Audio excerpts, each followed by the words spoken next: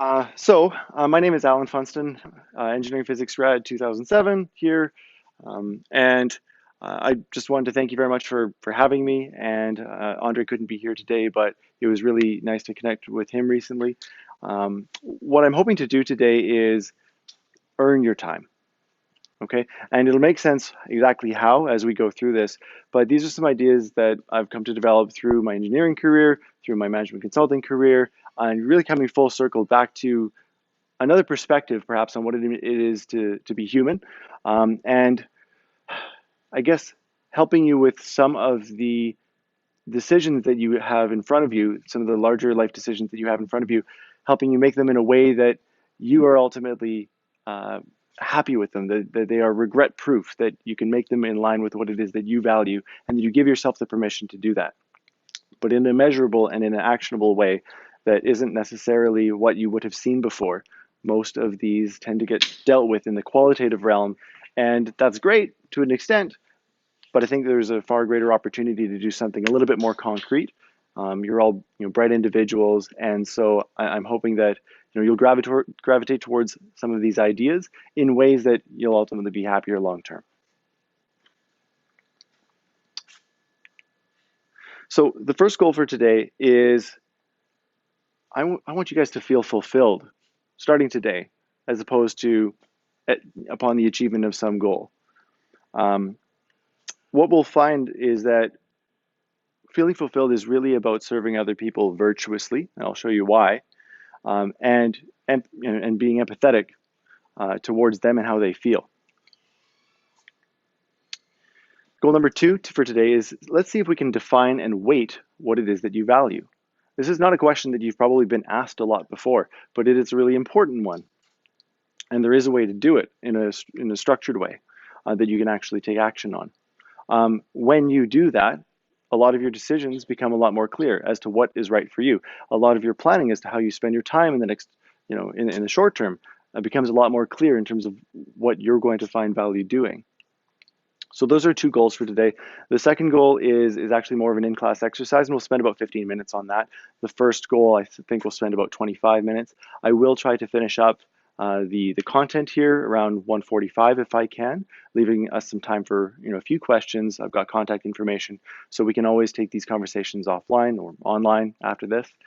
And beyond that, I'm available after the class as well if you have more questions. The last time I gave the talk, which was similar but a little bit different, there was another hour and a half of questions, which was I really enjoyed, and that may or may not suit you. I realize you all have busy schedules, so again, want to be mindful of your time. Does that sound good to everybody? Great. So just a bit of background. So this is my life to date, just to give you an idea of where I'm coming from. So went through engineering physics right out of high school, like probably many of you, and proceeded to do my MBA a few years later. I've largely been working in the management consulting and operations research field, so I haven't been designing systems per se or machines or electronics and the like, although I've had some exposure to that through the university and the program. But largely my interest is around efficiency, right? My interest is around getting the best sort of outcome based on based on our inputs.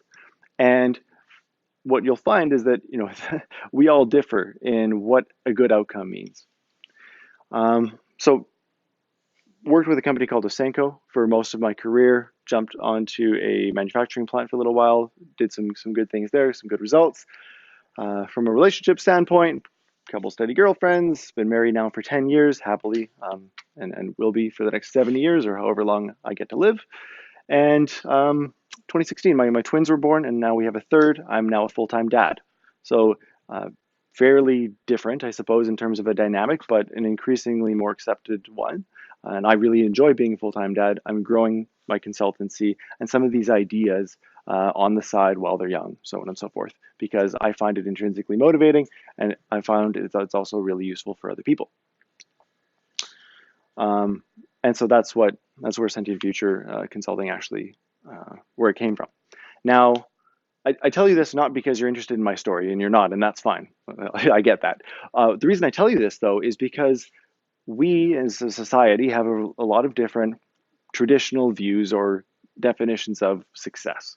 Now, in some of those definitions, I've had something that resembles close to that, and I've been happy and fulfilled to a degree, but it doesn't explain why for, in the end of 2016, beginning of 2017, I fell into 4 months of depression. Really, really awful depression. And it's not that any of these traditional definitions of success are not correct or true or have some truth to them, just that, at least for me, I don't think they were the entire story. And I bet for you, they're not the entire story either.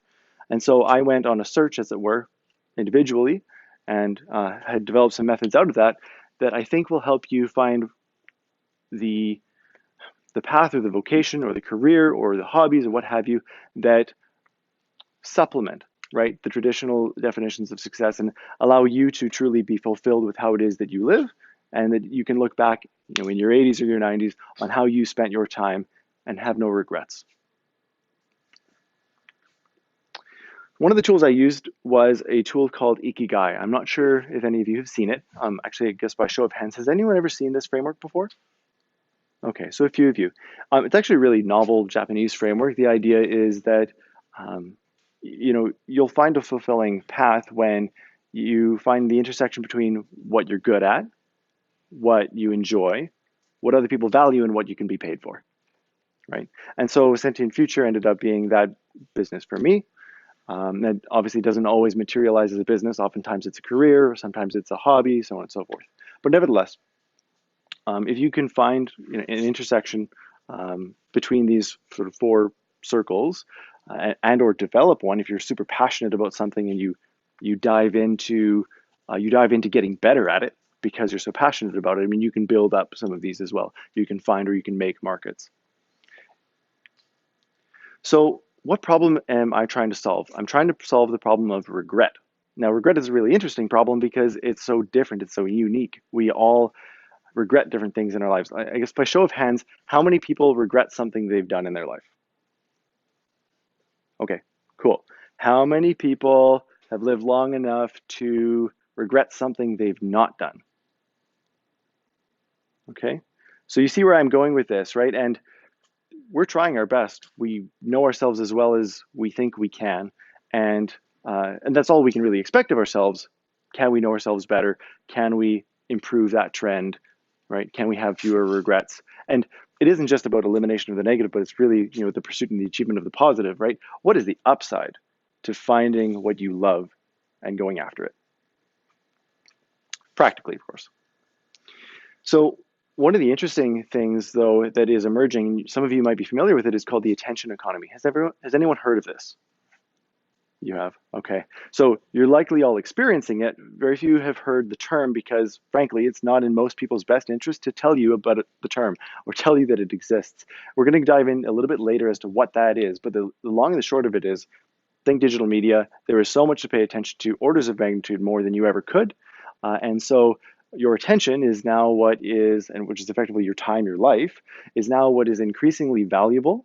And people, there's going to be an arms race, a war for your attention. It has started, and I think you've already seen it, which is going to make it more and more difficult to concentrate on what you actually value in life.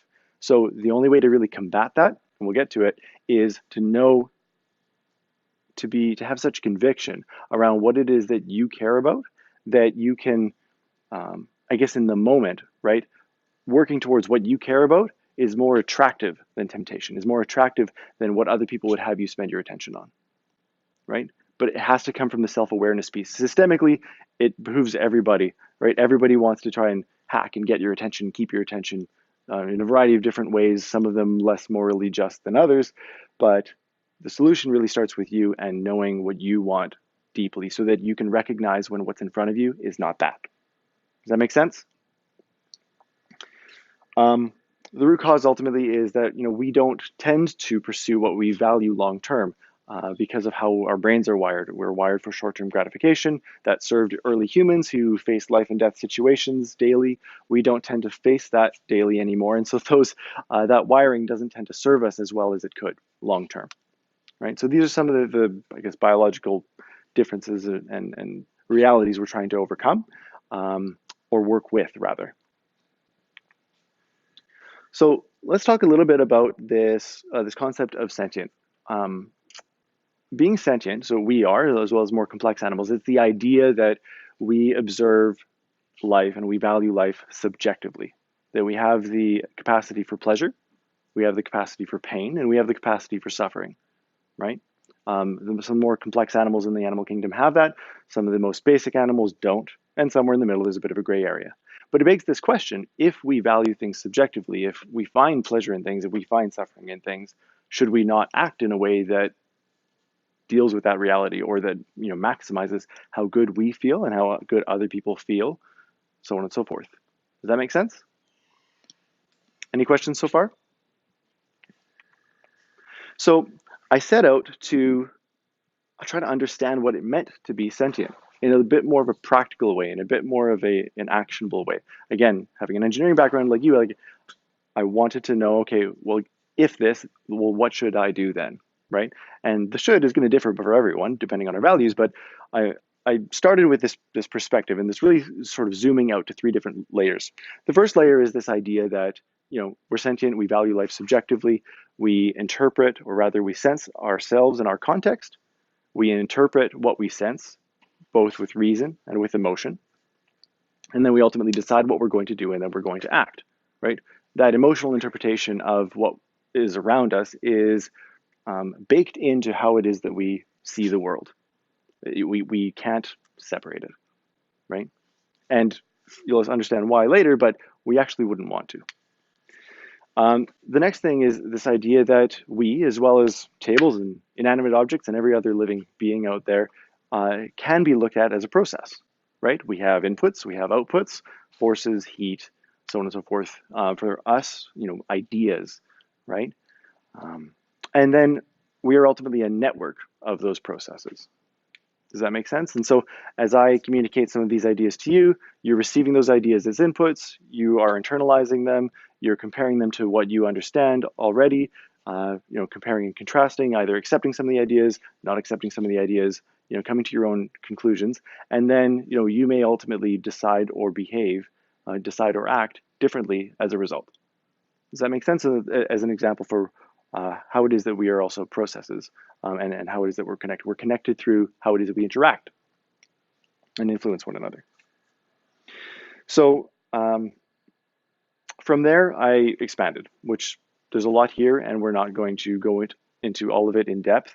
But what I tried to do was expand into this idea of what it meant to be human, what it meant to be sentient, to map the human condition in a structured way, in a measurable way, in an actionable way, in a way that was self-consistent, in a way that was evidence-based, in a way that was compatible with different belief systems, right?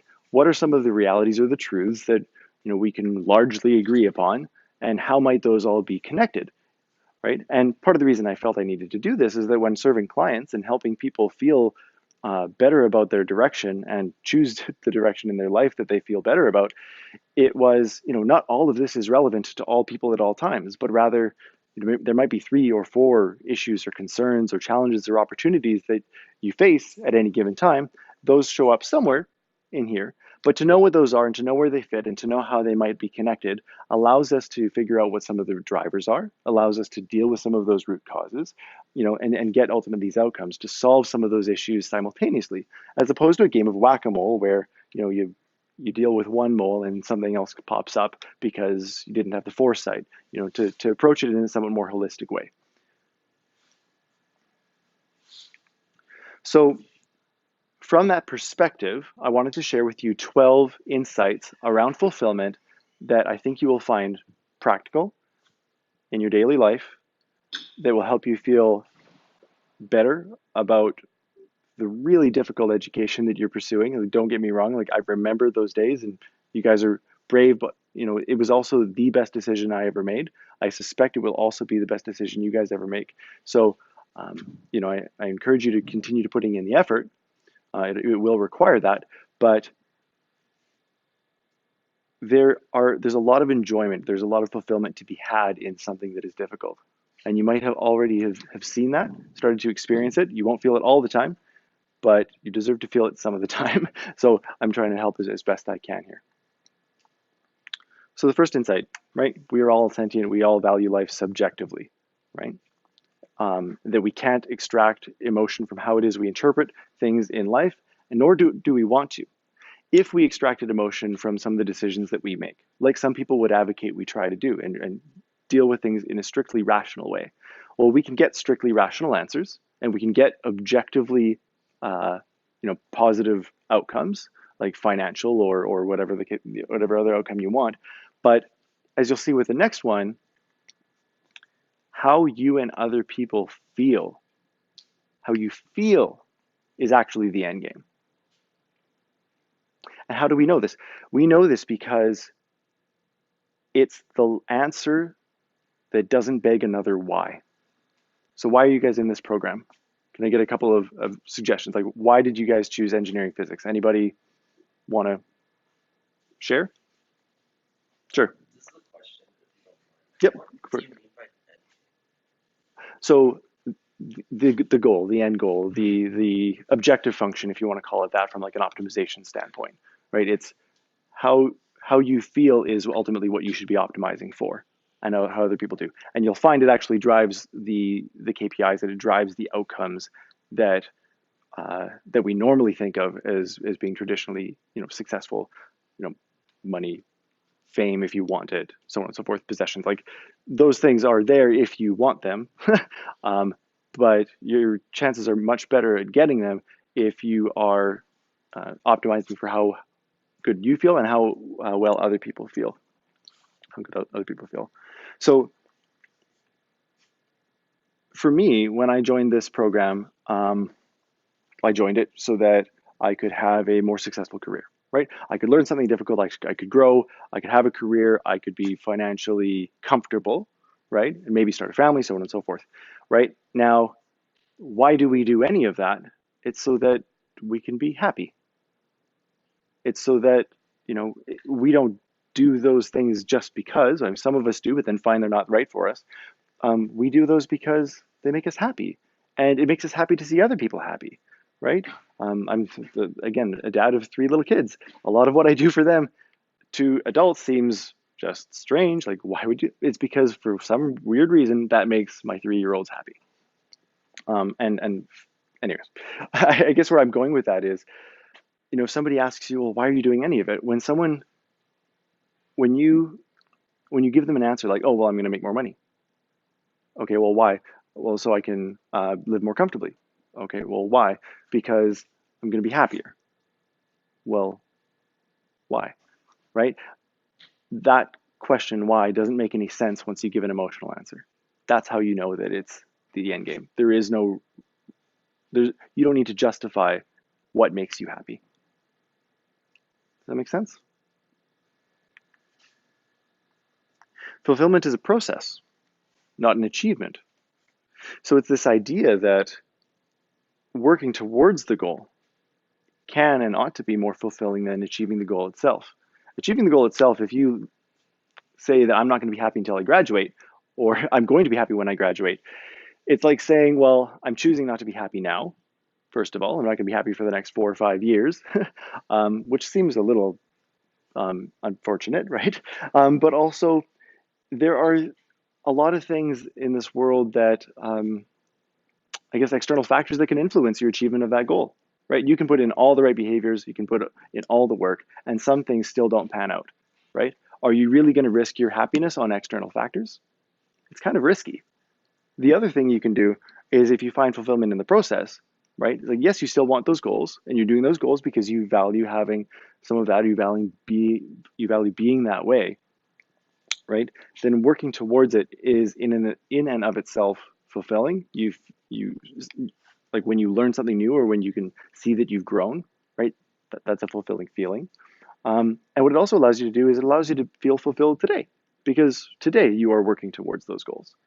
Another thing that it does for you is that in 5 years' time, if and when you graduate, nearly all of you will, and yes, that's going to be a great accomplishment. Yes, you're going to feel happy for having accomplished it, right? But even if you don't, you can still look back in all of these years and the growth that you had, and the fact that you acted in a way that was consistent with what you valued, and you won't regret that time, even if the outcome is poor, right?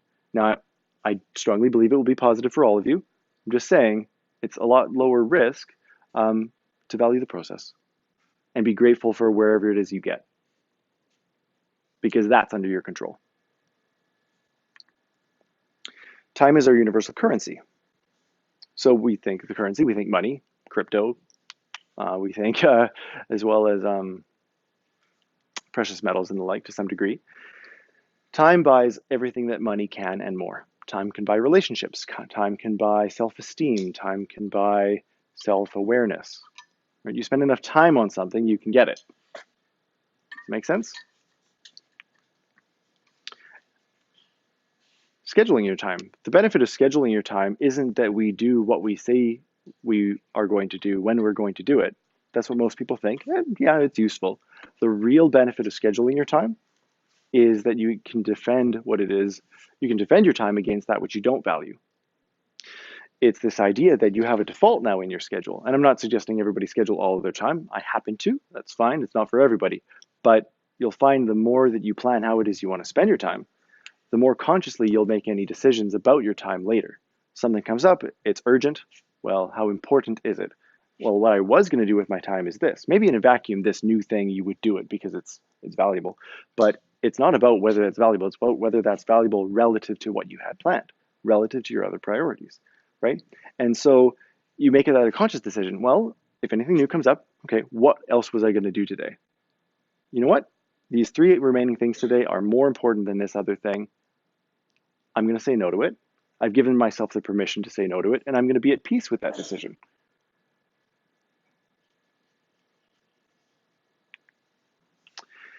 Interestingly enough, there's actually a sequence of, I guess, sort of a tiered system of how it is you can create value for other people and do great things for other people. The first is, can you bring them value directly? Can you bring a smile to someone's face? Are you an artist? Are you involved in some sort of creative endeavor where just the very observing of that or observation of that brings someone joy? It delights them. Like, wow, I've never seen anything like this. You're amazing, right? You're bringing somebody, that emotional outcome, or you're evoking that emotional outcome directly, right? That's the highest tier of value. The second tier is, can you give them time, right? If you can give other people time, then they can pursue what they value on their own, right? That's why time is so valuable, because yes, some of us give value directly, but I know that if I give you time, you're going to be able to pursue what you value on your own, a lot more effectively. If you can't give someone time, give them money so that they can buy time. And if you can't give them time, money, or value directly, you give them space. Just don't distract them from what they're doing because they're doing their best. And by complicating matters, we don't necessarily help them, right? So when you're looking to do good for somebody, see if you can make them happy directly. If you can't, see if you can make their life a little bit easier. And if you can't make their life easier, don't make it harder, right? So we have a choice. We can either act on our values and feel fulfilled. Fulfillment is when we act consistently with what our values are, and we'll get into that in part of the exercise later. If we don't, then we suffer regret. Regret is when we don't act in line with what it is that we value, right? And what that looks like, my sort of representations here, is that when we value something, it tends to be constant. We tend to know what that is. It tends to stay that way for a while. And those will evolve. They will change as you enter different phases of your life, and that's cool and that's fine. And it's what you value. You get to decide what that is, and you get to decide when to change it. But it tends to stay the same for long periods of time. And so if you remain sort of in that direction, all right, and go pursuing those things for a sustained period of time, you're more likely to achieve them, right? Kind of makes some sense. Whereas if you are always acting on a whim, right, and it's not to say that some spontaneity isn't good in life. It is, right? But when you're always acting on a whim and you're behaving in all these different directions, the chances of you getting very far in any one direction is pretty slim. Does that make sense? The attention economy, we'll go into a little bit more depth about this now, but it's largely this idea, right, that our attention, your attention, is now what is one of the most scarce and valuable resources on the planet because everyone needs it. Everyone trades on attention. Every business, every organization, profit or nonprofit, right? Even your friends, your family, we all trade on attention. We can't even help the next best person, even if we are giving our time and giving, to them. We can't even do that for them if we don't have their attention, right? In many cases. And so it has, I guess it threatens a lot of what we know in two unfortunate ways. The first is it starts to make competitors out of completely unrelated businesses, right? I could be a shoe salesperson and then I'm now competing with Coca-Cola, not because I sell soft drinks, but because I need your attention to sell shoes. Now, because Coca-Cola is a massive company, so on and so forth, they have large marketing budgets, they can buy more of your attention, especially when it gets really expensive, because again, demand, supply, your attention is going to get more expensive to buy. And what that will do is that will make it more difficult for small business owners. It will make the economy a little bit more of an oligopoly, right? Several large outfits that have the capacity to buy all of the attention, and you've started to see that as well, which from an economics standpoint has been shown to not be in the end consumer's best interest, to have less choice. So that's one big systemic issue with the attention economy, but yet it's in everybody's best interest to play it. So it's one of those inevitable things unless we can address it, I think, from an individual or from a cultural perspective, which is kind of where I'm approaching this from. The other major issue with it, and I think I mentioned this, is that people will use progressively more effective techniques to get your attention, to keep your attention. Has anybody here binge watched YouTube or Netflix? Okay, we all have. And there's nothing wrong with that if you intend to do it, right? But when you don't intend to do it, or when you intend to watch one episode or maybe two episodes, and then 2 o'clock in the morning you've watched 5 episodes, or maybe you don't even sleep at all, that's when it becomes an issue, because you look back on that time and like, I really had planned to sleep. I had planned to do something that mattered more to me. And the way that some of these things are developed, and it's not strictly those examples that are an issue, it's all over. That adds up over time of all of this potential, all this lost opportunity that you might have in your life for what you actually care about, right? So knowing what you care about is deeply important. So knowing what you care about allows you to identify what's relevant in your life, and by definition, what isn't relevant. So the things that tend to be relevant in our lives are relationships, right? How much do we enjoy our relationships? How much joy are we bringing to other people, right? And then, not so much our relationships, but the types of inanimate objects around us. Do we find beauty in what's around us, whether that be nature, whether that be art or other creative endeavors? Do we find usefulness or utility, right, in what's around us? Right? Like, this technology is extremely useful. I value it not because it's beautiful. I mean, it's beautiful to some people, right? And I kind of think it's beautiful too, but it's more useful than it is beautiful, right? But we value it for those reasons, because it allows us to have these kinds of conversations, which allow us all to then pursue what it is that we care about and be collectively happier. Does that make sense? So relationships, what's beautiful and what's useful, it tends to be the categories of things that we value. Won't go into this in depth, but defining what other people value as opposed to our own enables service. It allows you to serve them. This is empathy, right? It's this idea that when you behave in a certain way, if you are conscious about it, if you're mindful about it, then you know how you feel in a particular moment as you behave that way. You know how other people are likely to feel when you behave that way. And so it's useful in a variety of respects too. Whether you're planning an interaction, well, I really want this person to, try this differently. So I'm going to behave this way to encourage them, right? Or maybe a social interaction. Here, I'll ask another question. How many people have had a social interaction go wrong on them? Okay, so I don't know if that's entirely preventable, but we can minimize how much that happens by being mindful about what we're trying to do on the way in, and getting to know the other person so we kind of have an idea of how they'll react. But then also when something doesn't go wrong or when something goes right, reflecting on what did go well, what didn't go well, how did they interpret my behavior? Can I clarify? Can I repair the relationship? Can we move forward productively because I now realized how I behaved, was interpreted. So again, the more we can use sort of that feedback loop type idea, the better off we are, both in the emotional realm as well as, the reason realm. So behaviors fall largely into two categories: virtues and vices. Right now, you've heard these topics before. Interestingly enough, there were a bunch of psychologists, and actually, so this list of 24, by the way, were the list of virtues that were held most cross-culturally. It's kind of a really interesting study. Obviously, there were more thereafter, but just with varying levels of or decreasing levels of popularity or sort of usefulness in different cultures.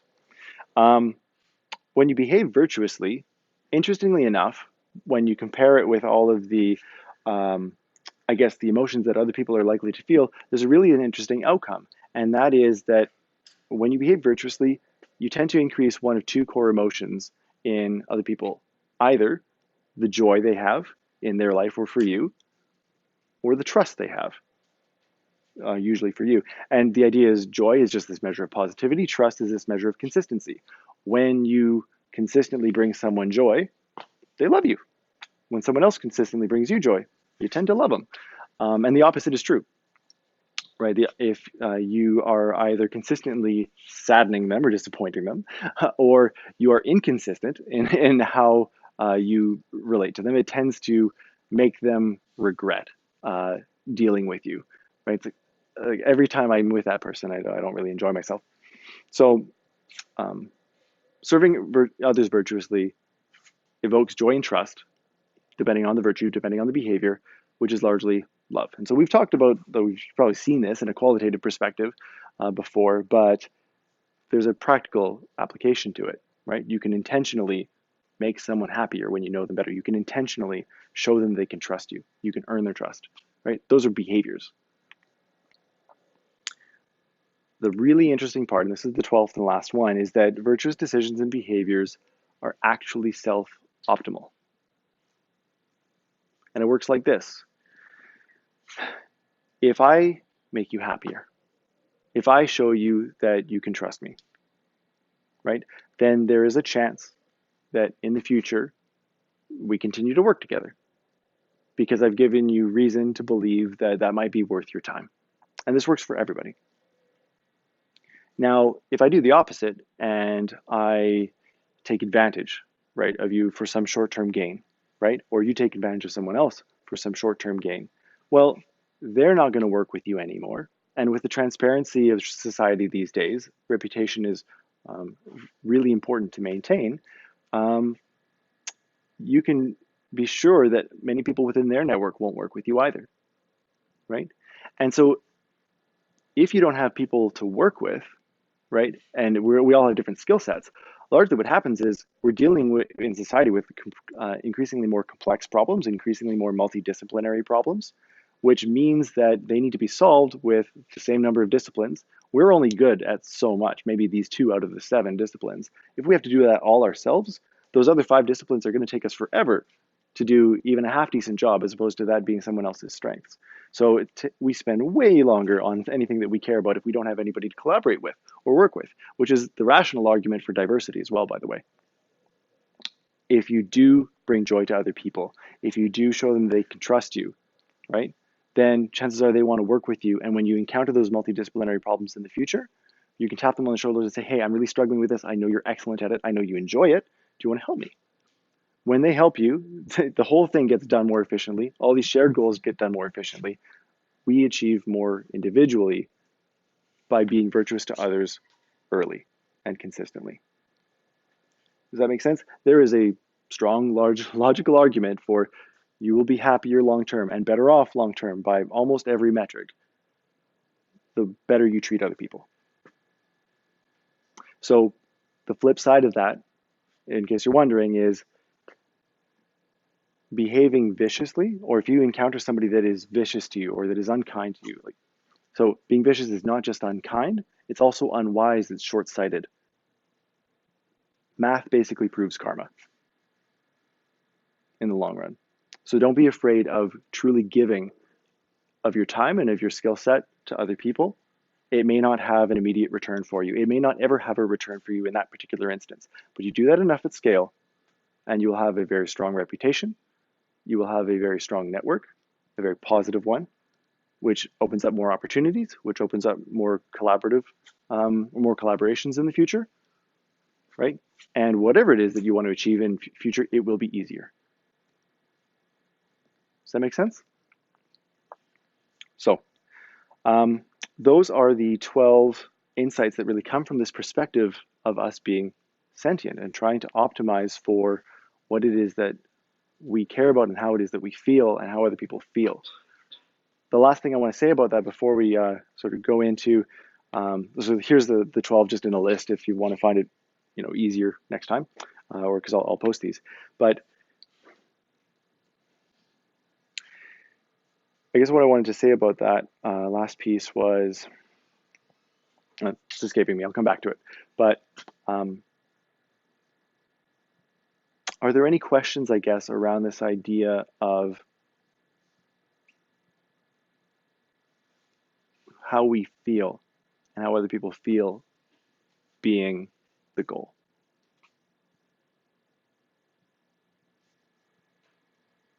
Yep. Yep, absolutely. So that's what I'd like to hop into now, just checking on the time. So I have run a little bit late here. We have 12 minutes or so before 2:50. Now, these slides will be available to you later and we will walk through it. It doesn't matter how much time we sort of had here. We wouldn't finish this exercise, but it's definitely something you can take home and you can do. And I encourage you to try and do tonight while the ideas are still fresh. Okay, so please everyone take out a pen, piece of paper, and we'll go through this exercise of defining and weighting what it is that you care about.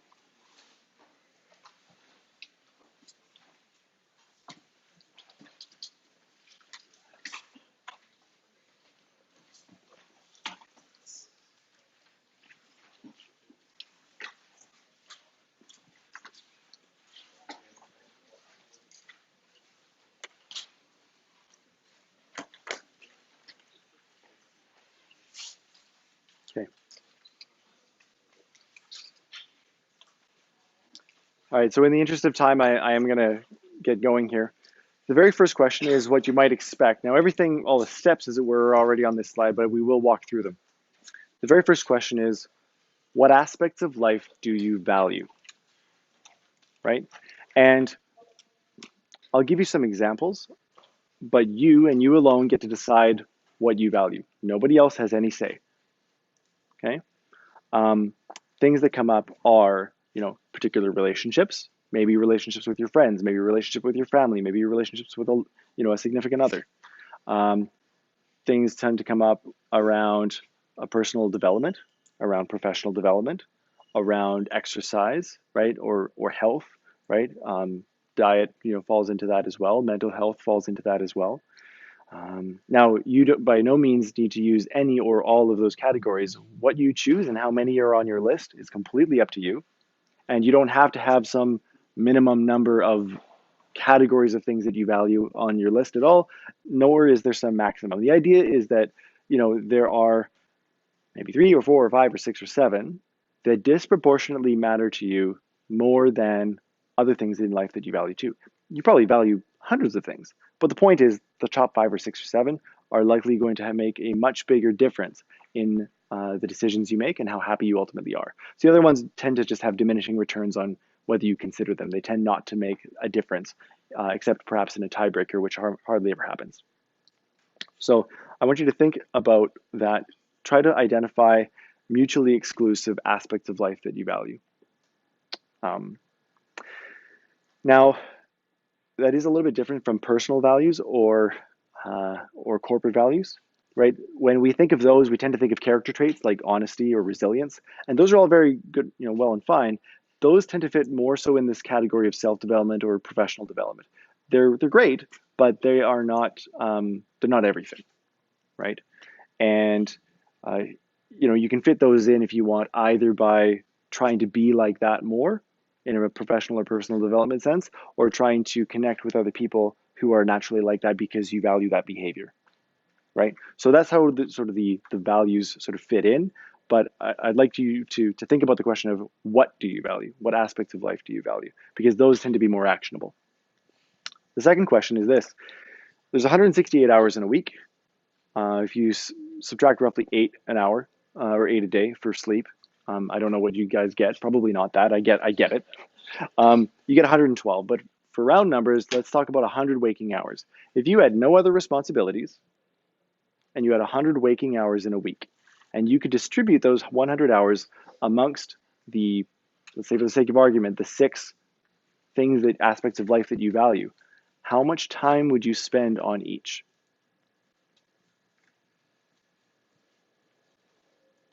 The reason why that question is, first of all, the question doesn't get asked very much. It's probably not one you've heard. But the idea is, it's actually a very answerable one because it's something we already naturally do. You have time. You already choose, consciously or subconsciously, on how you spend it. So you can answer how you would ideally spend it, right? And in identifying what that ideal is, you know what you can work towards. And that ideal, your ideal, is different from everyone else's ideal. And you alone get to decide what that is. But what that ultimately does is, we've started with something that you subjectively feel. I value these things. I feel fulfilled when I engage in these behaviors. I'm happy when I do these, or when I'm spending time with these people. But we've transformed it into what is ultimately decision criteria. When you have weights, 17 out of the 100 hours I would spend exercising, or I would spend developing myself personally, right? Education and the like. Then you can actually make some really good decisions with it. You can actually use it. You can apply your values. And I think that's what most people and organizations have not figured out how to do yet, is to merge the qualitative and the quantitative. So there's 2 key ways to then use that set of values, those decision criteria. The first is in making medium to long-term decisions, right? Let's say you have 3 options in front of you, right? You can score each option out of 10 for each of your criteria, right? So it gets a 8 out of, like, this career path gets an 8 out of 10 on exercise, because actually the hours are pretty flexible and exercise is important to me, so I'm going to be able to do more of that, right? Whereas opposed to something that's really travel heavy, you might not have the same opportunity. When you do that, you can multiply the scores that you have on each of those criteria for a given option by the weights, right? By how much they're important, how important they are to you, and you multiply them, and it's basically a sum product at the bottom. You get a score at the bottom of each option that represents, and it's a unitless score. Don't worry about the units, but you get a score at the bottom that tells you which of these 3 options is likely to bring you the most fulfillment. What are you likely to enjoy the most as a whole? And then you can pick that. Now, something interesting I've observed when working with clients is that sometimes their best option is 60 to 70% of their theoretical maximum score, right? And the question is, well, do I only feel 70% fulfilled in choosing this option? And the answer is no. You can actually feel 100% fulfilled with it. And why? The reason is because these are the only options you know about right now. These are your values at the moment. There is no opportunity cost to picking the best one, right? You couldn't do any better at the moment. You would never come back to this point in time and do anything differently. There is 0 regret to be had. It's a regret-proof decision, right? You move forward, and yes, you're going to learn new things. You're going to find new options. Your values may shift with time. But in the future, please don't judge today's decisions by the future's information, right? In the same way that, please don't be too harsh on your past self for not knowing something that you just didn't know. Okay? We can still do better tomorrow, though.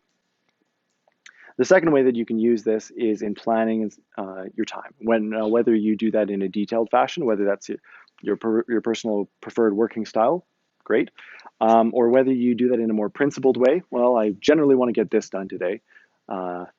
and tend to work at a high level, that's perfectly fine too, so long as you're intentional about what it is that you want to do. You can look at how you do spend your time and compare that to how you'd like to spend your time. Am I getting enough time on each of these 6 things that I value in life? Now, as a full-time student, I get it. Probably not as much as you'd like on some of the other areas, and that's a conscious choice you're making. But over time, as you get more and more freedom, more and more agency, you can get closer to that. And the idea is to get closer. One thing I would advocate, though, for is when you're looking at how you spend your time relative to how you'd like to spend your time or what it is that you care about, just try not to ignore any one of the 5 or 6, for too long. If you can have at least some of everything that you care about in your life on a regular basis, you're going to be okay, right? If you ignore exercise for a long time, and let's say it's something you value, you don't have to value it, but if you ignore it for a long time, then you'll start to just not feel yourself, not feel as good, and I think that would make sense. Or if you go a long time without seeing your family or your friends, you're just not feeling yourself, right? Even if everything else in your life is there. So just try not to ignore any one of those categories for too long. And you can certainly go to different depths if you want to explore planning your time or tracking your time, or in my case, tracking my attention. It's something I'm sort of gradually working up to. Have done that for about a year now. It gets really interesting when you start trying to pay attention to what has your attention. When you develop that level of control and awareness of yourself, right? At that point, you can recognize immediately whether something is not relevant to you. And that gives you so much more power as an individual to be happier and to make those around you who you care about happier too. So with that, I'd like to thank you very much today for your time and your attention. It means the world to me. I'd love to connect with any and all of you. I will make these slides available. There are links and the like if you would like to connect. The content I tend to put out is I have the single goal of creating more time for you than I ever ask of you. So I'm not putting things out there that are a waste of your time, if that makes sense, or at least I don't think they are. If they aren't, by all means, don't follow, because that's cool too. But with that, before we adjourn, I guess, with any questions, and I'm happy to stick around and answer questions that you might have around this, whether it's specific to you or more generally. I'd like to ask a question. It's one that's fundamentally important to me, and it's the only thing I'll ask. You don't have to answer the question, and you certainly don't have to answer the question now. But if you would consider the question, it would make a world of difference to me. And the question is this: how much more time would you need to live to be willing to forget our time together? It's this idea that if these ideas, if identifying what you value and how to use it in a way that minimizes regret in your life, which is effectively wasted time, if that has been valuable to you, well, how much time has it been worth? If at some point you feel comfortable sharing an answer, and it's something that will have to qualitatively feel right to you, it's not necessarily a projection that you can calculate in depth right now, but if an answer comes to you that you feel is right, I would love to know what that answer is.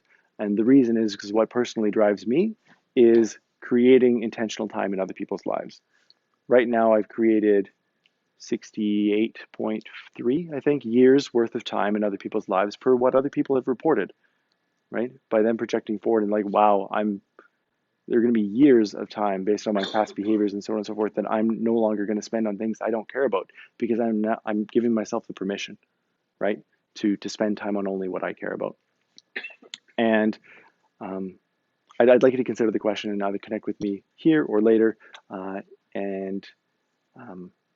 My goal is to try to reach 80 years as roughly my life expectancy. I'm trying to live a fully given life, to give the equivalent of my life expectancy worth of time to other people for what it is that you care about. And that's what's intrinsically motivating to me. That's why I'm here. I have zero expectations around that, but that's the question. If you would consider it, I'd be grateful.